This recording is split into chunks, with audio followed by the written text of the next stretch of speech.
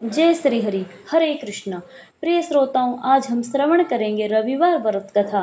एक बूढ़ी माई थी।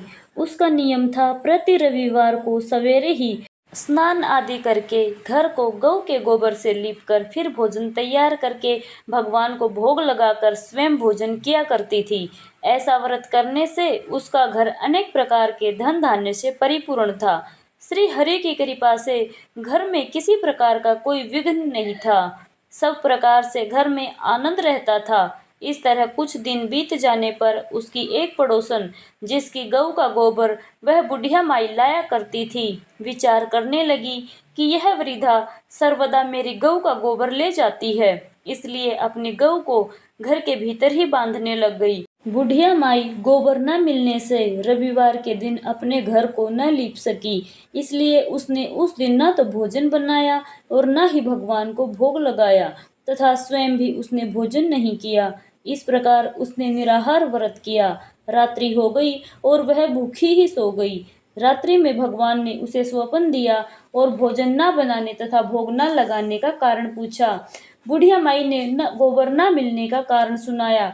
तब भगवान ने कहा, माता, हम तुमको ऐसी गऊ देते हैं जिससे सभी इच्छाएं पूर्ण होती हैं, क्योंकि तुम हमेशा रविवार को गऊ के गोबर से लीपकर भोजन बनाकर मेरा भोग लगाकर खुद भोजन करती हो, इसलिए मैं आपसे खुश हूँ। आपको वरदान देता हूँ, निर्धन को धन और बांझ स्त्रियों को पुत्र देकर दुखों को दूर करता हूँ तथा अंत समय में मोक्ष दे देता हूँ। स्वप्न में ऐसा वरदान देकर भगवान तो अंतर्ध्यान हो गए और जब बूढ़ी माई उठी, आंख खुली तो वह देखती है आंगन में एक अति सुंदर गऊ और बछड़ा बंधे हुए हैं। वह गाय और बछड़े को देखकर अति प्रसन्न हुई और उसको घर के बाहर बांध दिया और वही खाने को चारा डाल दिया। जब उसकी पड़ोसन बुढ़िया ने घर के बाहर एक अति सुंदर गऊ और बछड़े को देखा तो द्वेष के कारण उसका हृदय जल उठा और उसने देखा कि गाय ने सोने का गोबर किया है, तो वह उस गाय का गोबर ले गई और अपनी गाय का गोबर उसकी जगह पर रख के आ गई। वह नित्य प्रति ऐसा ही करती रही और सीधी सादी बुढ़िया माई को इसकी भनक तक नहीं लगने दी। तब सर्वव्यापी ईश्वर ने सोचा कि यह चालाक पड़ोसन के कर्म से बुढ़िया माई ठगी जा रही है, तो ईश्वर ने संध्या के समय अपनी माया से बड़े जोर की आंधी चला दी। बुढ़िया माई ने अंधेरे के भय से अपने गऊ को भीतर बांध लिया। प्रातःकाल जब वृद्धा ने देखा कि गऊ ने सोने का गोबर दिया है, तो उसके आश्चर्य की सीमा न रही और वह प्रतिदिन गऊ को घर के भीतर ही बांधने लगी। उधर पड़ोसन ने देखा कि बुढ़िया गऊ को घर के भीतर बांधने लगी है और उसका सोने का गोबर उठाने का दाव नहीं चलता, तो वह ईर्ष्या और डाह से जल उठी और कुछ उपाय न देख पड़ोसन ने उस देश के राजा की सभा में जाकर कहा, महाराज, मेरे पड़ोस में एक वृद्धा के पास ऐसी गाय है जो आप जैसे राजाओं के योग्य ही है। वह नित्य सोने का गोबर देती है। आप उस सोने से प्रजा का पालन करिए। वह वृद्धा इतने सोने का क्या करेगी?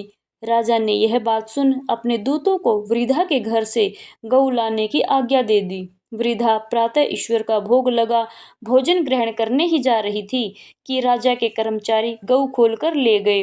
वृद्धा काफी रोई चिल्लाई, किंतु कर्मचारियों के समक्ष कोई क्या कहता। उस दिन वृद्धा गऊ के वियोग में ना तो भोजन खा सकी और ना भोग लगा सकी। वह रात भर रो रो कर ईश्वर से गऊ को पुनः पाने के लिए प्रार्थना करती रही। उधर राजा गऊ को देखकर बहुत प्रसन्न हुआ, लेकिन सुबह जैसे ही वह उठा, सारा महल गोबर से भरा दिखाई देने लगा। राजा यह देखकर घबरा गया। भगवान ने रात्रि में राजा को स्वप्न में कहा, हे राजा, गाय वृद्धा को लौटाने में ही तेरी भलाई है। उसके रविवार के व्रत से प्रसन्न होकर मैंने उसे गाय दी थी।